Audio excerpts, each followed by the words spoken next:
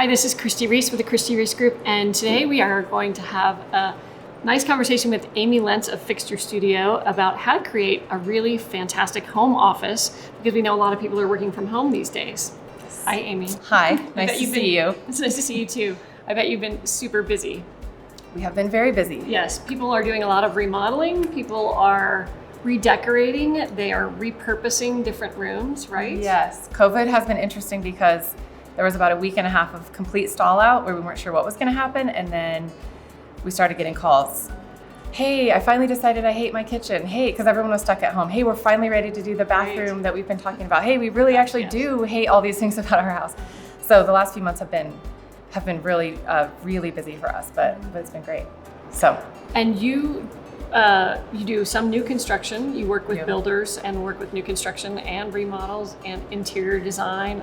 You do a little bit of everything. We do. Yes, we do. We're very busy. Yes, we're doing multiple new construction projects right now, and we do a lot of interior consulting. We do some commercial work. We do a little bit of everything, really. But it's fun. VRBO management. Yes, and we manage VRBOs and Airbnbs locally. We have about 20 properties that we manage. About 13 of them are here in the Valley, and then kind of spread around regionally. So we are in the travel and design business, kind of hand in hand. Yeah, which is fun. Amazing. Well, you do an amazing job. I really appreciate the work that you do. Thank you. So tell us, what are the main elements that someone needs to consider if they want to improve their workspace at home? Okay, so I'm going to start with kind of the ideal scenario. And my husband and I have worked from home. We worked from home for probably about 6 years, and we've learned from doing it well and doing it poorly. So the most ideal situation would be if you can have a dedicated office. If you can shut the door on your work at 5 o'clock, it's so good for everybody to be able to draw the line and we're done. And the further that you can place your office from the kind of day-to-day operations of your household, the better. So when COVID first hit and we were scrambling with 4 kids and homeschooling and trying to figure out what we were doing, I temporarily set up an office in our laundry room, which has no door on it and is open to the kitchen. And it was a complete disaster because I'd be sitting there listening to the laundry. The kids are in the kitchen. They're talking to me. I was not able to get anything done. And we finally had to just reevaluate and say, this isn't working. We're going to tag team. Like, let's go back to the office and go back and forth. So proximity to your laundry and kitchen, get as far away from those things as you can because it's a constant distraction. Get a door if at all possible. And then another thing that I think is big is just natural light.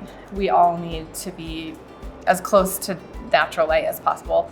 And then always interjecting a little bit of nature, I think, is important. So bringing, just a handful of like plants in there. Plants are good for us to be around. In design, there's this thing called biophilic design or biophilic living, and the idea is connecting humans with nature.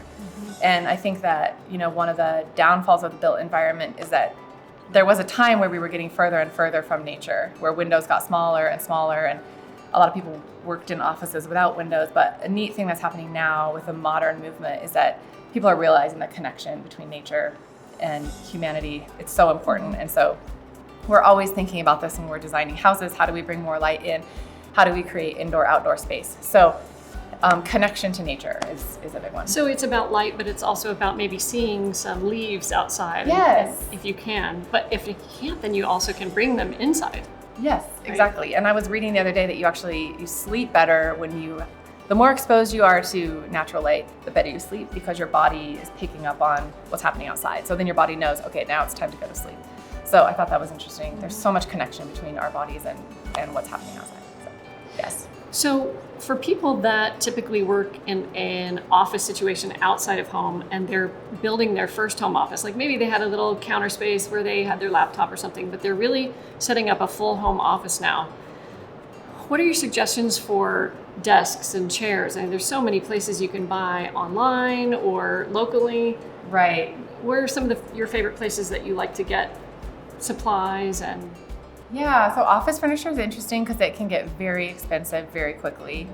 In our business, it seems like we're almost always working on a fairly tight budget. So one of our favorite things and what we have in our office here and we've had in our office for years is we just buy filing cabinets from IKEA that are white, and then we just buy a piece of butcher block countertop and just put it across, and so you have this kind of Scandinavian look. It's very, very cost effective. I mean, the file cabinets are like $100 a piece, and then the butcher block is, you know, a few $100s. Where do you get the butcher block? So we get the butcher block through, you can buy it at IKEA. You can buy it at Lumber Liquidators, Intermountain Lumber, I think. Any of those places should have it. And I like being in the design business, I kind of require large layout spaces. So that's the nice thing about the butcher block, is that you can get, you know, I can't work with just a laptop. I have to have space to lay out samples and things like that. So we are, kind of always working on a budget, but we do a lot of kind of Wayfair, you know, build.com. And then we're always open to thrift if you can find, you know, vintage pieces that are nice, or the desks that enable you to either sit or stand are awesome, and so good for you to be able to stand up for a portion of the day. So I would always recommend that if that's within your budget. Sometimes they're motorized, and so they can be sort of pricey, but if you're really moving to an at-home work scenario, it's a consideration. Yeah. What about carpet?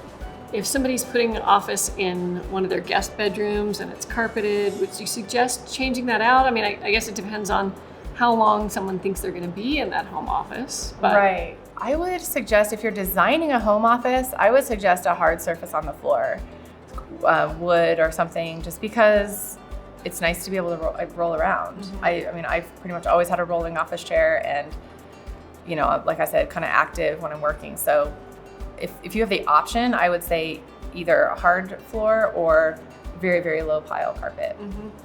I think that an office should feel like a workspace. You know, I think there's this idea that it'd be so fun to just roll out of bed and work in your PJs. But if you've ever tried doing that, I think we all know that doesn't really work. So we've all tried it a lot in the last few months. Setting actual office hours, getting up, actually getting dressed, walking across the house, going into a space that feels like a workspace. So, I mean, I would recommend neutral colors for the walls. Maybe if you wanted to throw an accent color in there, but we tend to keep things very neutral around here. Lots of white, wood, black.